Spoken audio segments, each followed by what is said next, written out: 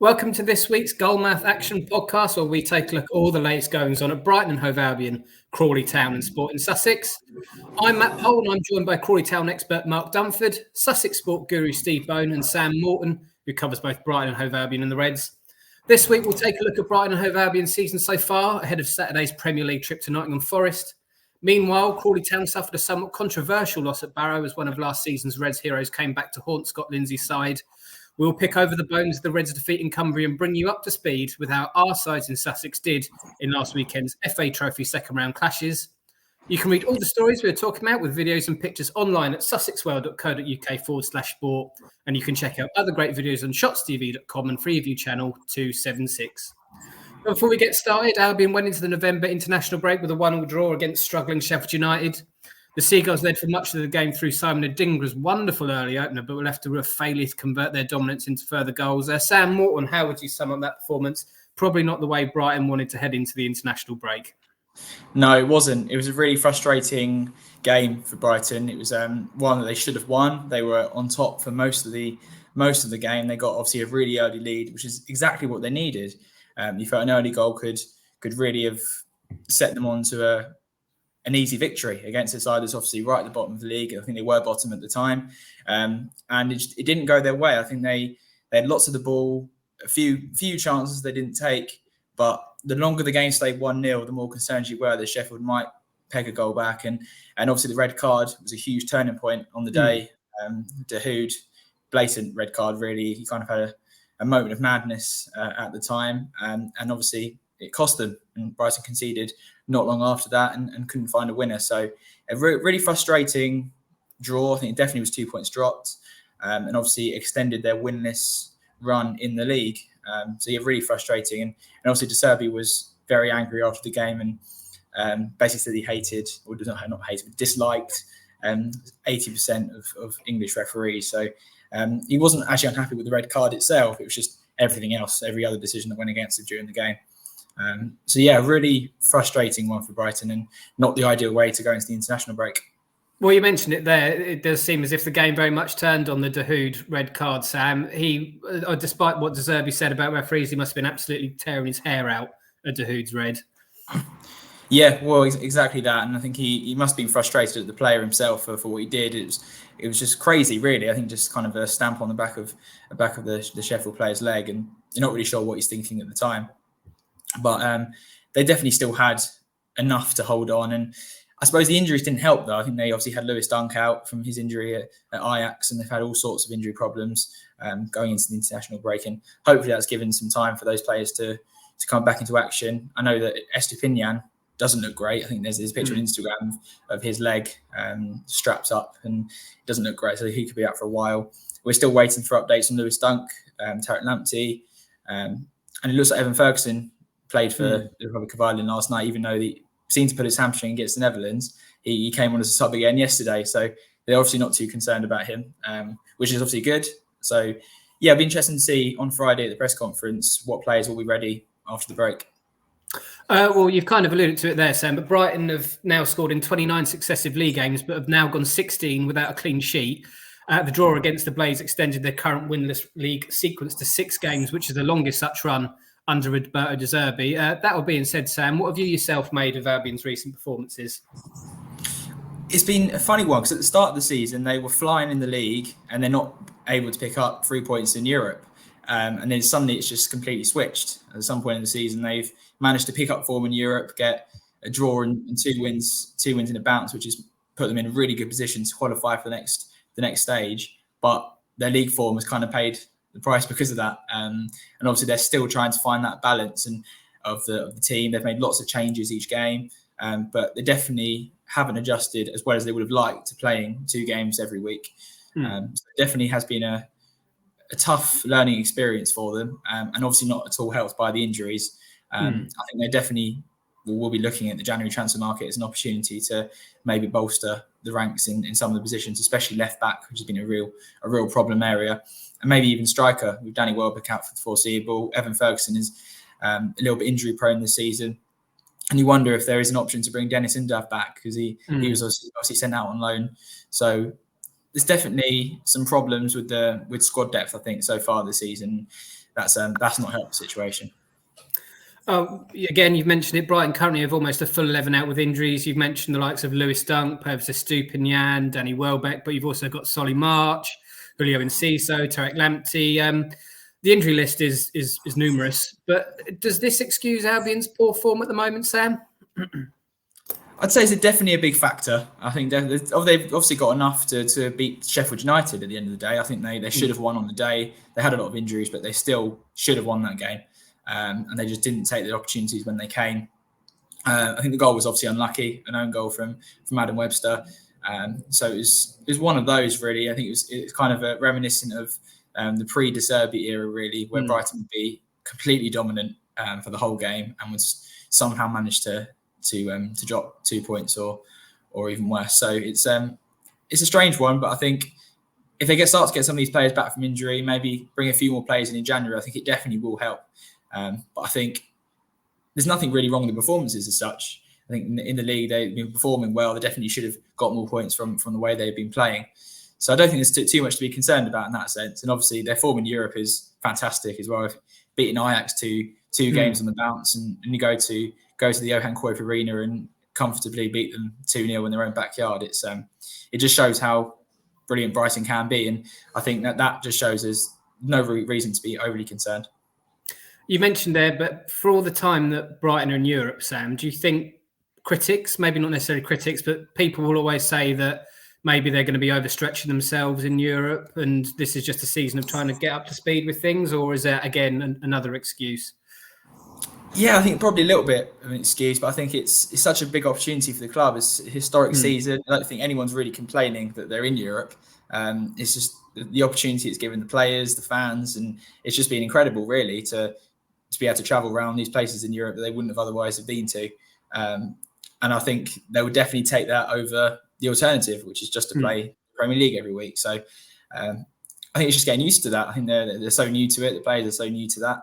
And it will take a little bit of time to adjust to playing these European games and then having to refocus for the league. And I can't imagine that was easy. I suppose after beating Ajax 2-0 in the Netherlands, having to play Sheffield United on the Sunday with not a lot of time to prepare probably wasn't an easy task. I did ask Jason Steele after the game if that was a tough thing to do, and he said the players were fully prepared and they had enough time. But you wonder mentally where they're at after the highs of Thursday night. But De Zerbi obviously treated it as a must-win game, and he really was desperate for that win against Sheffield. So I'm sure he's been working really hard over the international break to fix some of those problems. Albion currently sit 8th in the Premier League and in contention to qualify from their Europa League group. But if you could change one thing about Brighton's season so far, Sam, what would it be? You've kind of touched on squad depth. Would that be the main area? Yeah, I'd say squad depth. I think if you could stop any injuries, if you can somehow do that, that would be amazing. But I think when the season started, we were all saying how brilliant the squad depth was. We had so many different options. I think the fact that De Zerbi has been making 6-7 changes every week does suggest that the squad depth is really good, and he's got those options in the squad. And that's if everyone's fit, really. But I think you can say that about any club, can't you? Really, if you have several injuries, it kind of decimates your squad, and there's only so much squad depth a team can have, I guess. So it's a little bit unfair to suggest that maybe they weren't prepared, because it's difficult to prepare for such a crazy injury crisis, really, with such key players out at the same time. So, yeah, if you could change that, that would be the only thing. And obviously there has been a little bit of a frailty defensively. So you'd hope they can improve on that as the season progresses as well. Did they get their recruitment right over the summer? I think so. Yeah, absolutely. I think bringing Ansu Fati in was a masterstroke, and he obviously took a little bit of time to settle in, but he really is flying now. Obviously 2 goals in 2 games against Ajax.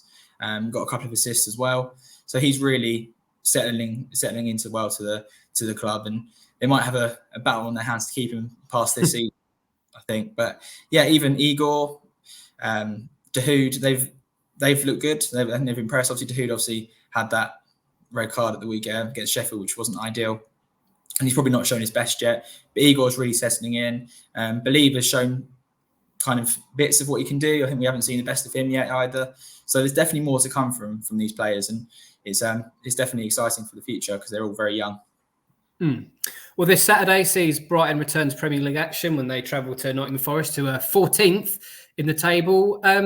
How vital is a win for Brighton and Roberto De Zerbi, do you think, Sam? The lack of a Premier League win since September the 24th seems to have been largely overlooked, but do you think that could change with potentially a poor result at the City Ground? Yeah, it's a really tough game. I think it's not the place you want to be going when you're kind of desperate for a win in the league, really. They're obviously desperate to end that run of draws and in the league, and they want to get a win, but away at Forest, it's going to be a really tough game. They've had a little bit of form recently. Elanga's looked really good for them. So, yeah, really tough game. You just really hope they have some of these players back. Lewis Dunk will be a huge bonus to have back in the defence. He can make a huge difference. Without him, I think they might struggle. And the same with Tariq Lamptey. I really hope that he's back because it's been such a long time since we've seen him play now. And we'll have to see how Evan Ferguson is. But as I say, he came on as a sub last night. So, yeah, interesting to see who's back, and it'll be telling, I think, with the press conference on Friday with what players De Zerbi does have available to play in that game, and it can make a huge difference to how they get on. Very, very quickly, Sam, how do you see it going? I think it'll be a draw again. I think I'll say 2-2. 2-2, better than a 1-1, I suppose. At least you get more goals. Yeah, I can see a 2-2 draw for this one, but I think if they do have Lewis Dunk, Evan Ferguson, Lamptey all playing, maybe it can be better than that, but I'm not too optimistic on those ones, and I think it could be one where they have to give a few fringe players some games, and especially the bench might look a little bit weaker than it has been. So, yeah, it'd be interesting to see how they line up on Sunday. Brilliant. Thank you very much for your time, Sam. And we're going to take a quick break, and when we come back, we'll discuss all things Crawley Town and all things FA Trophy for our Sussex sides. Saturday saw Crawley Town go down 1-0 at Barrow in controversial circumstances. Former Red Dom Telford came back to haunt his former club. Mark Dunford, can you tell us a little bit about the game, please, and the contentious decision that drew Crawley Town manager Scott Lindsey's ire? Yeah, it was a game where Crawley again dominated possession. They had 67% possession. They did 583 passes compared to Barrow's 287. But again, they just couldn't score. Out of the 10 shots they had, only 2 were on target. But again, Barrow, though, had 11 shots on goal and still only had 2 on target. And one of those was the goal from Dom Telford. And it was a goal where in the build-up, it appeared that Will Wright had been fouled and he'd got a head injury. He was on the floor holding his head. Instead of stopping the game, which apparently the rules say you should if there's a head injury, the referee skipped over Will Wright, followed the action. All the Crawley Town defenders were sort of like, what's going on? And it was a little bit of a scramble. And then Dom Telford smashed home, sort of quite clinically, more so than he did last season for Crawley Town. But it was a frustrating one for them. Lindsey said after the game that he felt it wasn't a game that they particularly deserved to win, but they certainly didn't deserve to lose it. And to lose it to such a contentious decision was very frustrating for them. You mentioned their lack of goal threat up front. Were they missing a Dom Telford-like striker? Well, yeah, it's funny because I saw a few comments on Crawley fans' pages and that just sort of saying, "Oh, typical, Dom Telford's come back and scored. We shouldn't have let him go," kind of thing. And it's just like, well, you let him go because he didn't score that many goals for you last season. I mean, he was the top scorer and he scored the 2 most important goals of the season at Hartlepool. But he never really did it week in, week out. And he seems to have hit the ground running at Barrow. Maybe they play in a different system there. I don't know what system they play at Barrow. But, I think they are just lacking that. Danilo Orsi's been in great form recently. I think he's got 9 goals for the season so far. But I've seen a couple of times where he has missed chances he probably should have scored. And, I think they're just missing that real clinical striker up front. Scott Lindsey seems happy with his team and that, and the way they're performing. It is just the lack of sort of clinical, being clinical in front of goal, and just punishing teams when they're absolutely dominating possession and the passing stats. I know that it's probably a little bit too far forward, but is that something that he'll be looking to address in January? I know you mentioned that he said he's quite happy with his squad. He is, but he was asked it a couple of weeks ago about what specific areas would he be looking for, and he said, well, he's happy with his squad, but if there was one area, it would be in the attacking department, because you've got Danilo Orsi, you've got Adam Campbell, Clyde Lolos, and there's a couple of others there sort of on the fringe, but there's not great depth. And as soon as there's an injury to one of those guys, I'm not sure what the options are. So they definitely do need to bring in some more strikers. A striker in the January transfer window, I think. Going back to the Barrow game, post-match, Scott Lindsey said the refereeing performance of Barrow was nothing short of being a disgrace. I know that we've not seen the footage, but is there any truth to his comments, Mark, or does it just seem to paper over the cracks of what has been another frustrating away performance from what you said from the Reds? From what I understood, because I listened to Lawrence Maguire's post-match as well, and it does seem that it wasn't a great performance from the referee. So, I mean, yes, I mean, that is something to hang the defeat on, isn't it? You don't want to go out and batter your players after a game in that, like Dawkins, Mark White. But I mean, you look at the possession stats, shots on goal, and that they matched and bettered Barrow in almost every sort of statistic, apart from the amount of shots in total. But the referees. I mean, the week before against Accrington, there were some foul tackles that flew in that game, and there was only a few bookings. And I asked Scott Lindsey about it afterwards, and he just said it was horrific. It was a terrible performance from the referee. And he's had it again now. And at the beginning of the season, he had a few games where he was very critical of referees. I think he might have got in a little bit of trouble. And then he sort of laid off a bit. But I think it was a case that there were some good, decent refereeing performances. But last couple of games, it has been quite bad. Luckily, they beat Accrington, so he didn't really have to comment on it. But because he lost to Barrow, there's something, like I said, to hang the defeat on kind of thing. And it's a shame that key decision decided the game in the end.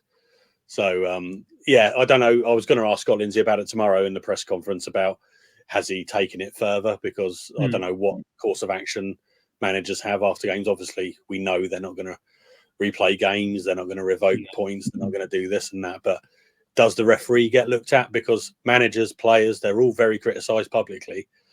And punished and fined and all that when they make comments and that. But what happens to those referees that are performing badly? I know sometimes in the Premier League they get dropped and that, but it's an interesting point.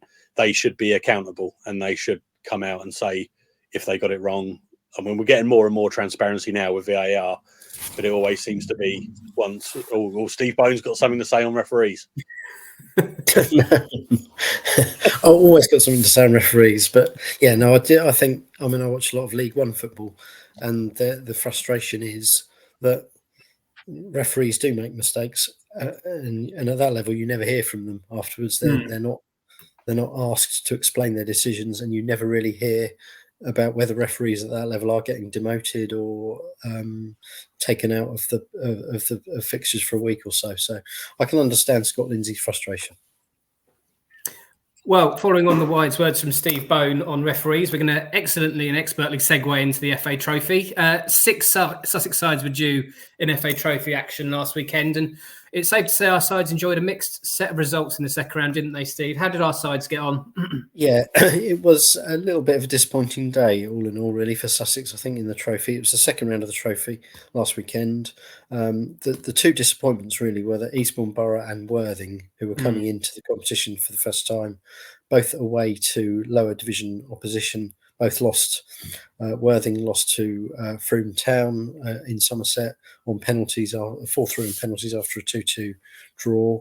That's a team that are 2 divisions below them, so they really should have been coming through that tie. You know, those ties can be tricky, but they should have been coming through that. Similar for Eastbourne Borough. Eastbourne went to Hendon of the Southern League, Southern Premier, and lost 2-0. Went out with a bit of a whimper. So disappointing to see our 2 National South sides go out so early. The good news came from Horsham and Whitehawk. They both got through. Horsham won very well, played very well, and comfortably won at Brighton Town to go through to the third round. Sort of building really on their recent FA Cup heroics. You know, they love the FA competitions this year, and long may that continue. There was a Sussex derby as well that Whitehawk won. Whitehawk beat Lewes 3-1 at the enclosed ground. So we were always going to have a Sussex winner there. So 2 sides definitely through to the next round. As we're talking today, we're still waiting for Bognor to play South Park in the other second round tie that's of interest to us. That was rained off on Saturday. So we could still have 3 teams in the next round, but really disappointing it's not sort of 4 or 5 as it could have been. And who have those sides got in the third round, Steve? The draw was on Monday. Any mouth-watering ties? And are we looking at potentially some sides making it through to the fourth round? Well, the one you're looking at really is Horsham. They've got a nice home tie in the next round. Not a straightforward tie. They're at home to AFC Totton in the next round, which is played on, I think, Saturday, December the 9th. Totton are going quite well in one of the Premier Divisions of the Southern League, so equivalent to Horsham, really. Looks like quite a good matchup, but Horsham at home, and in a season where they're playing quite well and winning more than they're losing, you'd fancy them to go through. So they are probably our best bet of a team in the fourth round. White Hawk have also got a chance though, because they are away to Hythe Town in the next round. Their third round game. That's against a team who play one division below them in the Isthmian, either in the Isthmian South East, which White Hawk were promoted from, of course, last season. So White Hawk will fancy their chances there, but that won't be straightforward. The winners of the Bognor South Park game will go to Hereford of National League North, who, strangely, although they're in National League North, are in the southern half of the trophy draw. Just a slight geographical thing there. But so great day out for one of those 2 teams, whoever wins out of Bognor South Park or whoever has won. If people are watching this after that game's been played, Hereford, although they're National North now, great sort of tradition. Everybody knows their FA Cup win over Newcastle all those years ago, 51 years ago, I think it was. So big tie for Bognor if they can get through. Well, we wish them all the best of Sussex luck in the next round. And we're going to have a quick stroll down Steve Bone's score prediction corner. We'll start with you, Steve. Brighton away at Forest. Are we going to say a draw again? I am going to go for a draw, because at the start of the season I was predicting draws for Brighton every week and they didn't draw any of those games. And since I've stopped predicting that, they've started drawing games. So if I go back to predicting a draw, they might win, if you can follow that. I'll go 1-1. Sam, you said 2-all. Are you sure about that? Yeah, sticking with 2-all. Yeah, an entertaining, game. I'm expecting, and Brighton will fall just short of a win. Go on, Mark. Give us an optimistic outlook. No, not going to. I think Forest are going to win this one. I think Brighton went there at the end of last season, didn't they? And lost. I think it was quite a poor performance. So I think Forest are going to win 2-1. And then Crawley are at home to Harrogate and then away at Notts County. How do you see those two going in terms of scoreline, Mark? I think they will beat Harrogate on Saturday. I'm going for a 2-0 win on Saturday. Notts County, tough old trip. They do very well to get a draw, but I think County might edge it. They won the FA Cup tie 3-2. I'm going to go for 2-1 Notts County. Sam Morton, how do you see those two going for Crawley? Very similar. I think Crawley will beat Harrogate 2-1. I think their defence is a little bit leaky, so I can't see a clean sheet. And then Notts County, I think a 3-1 defeat, because it's a very, very tough place to go. I think they were a little bit unlucky in the FA Cup recently, but I can't see them getting much. And last but no means least, Steve, how do you see it going for Crawley over this next week? Yeah, not much different really, but I'm going to go Crawley 3, Harrogate 2 on Saturday, and Notts County 3, Crawley 2 next week. Goals galore. Goals galore. Excellent. We shall wait with bated breath and see whether those predictions are right. Thank you very much for joining us this week, chaps. It's most appreciated as ever. You can catch up with all the latest sports news covering everything we have talked about today at sussexworld.co.uk/sport. And you can watch more excellent videos on shotstv.com and Freeview channel 276. Thank you very much for listening, and we will see you all next week.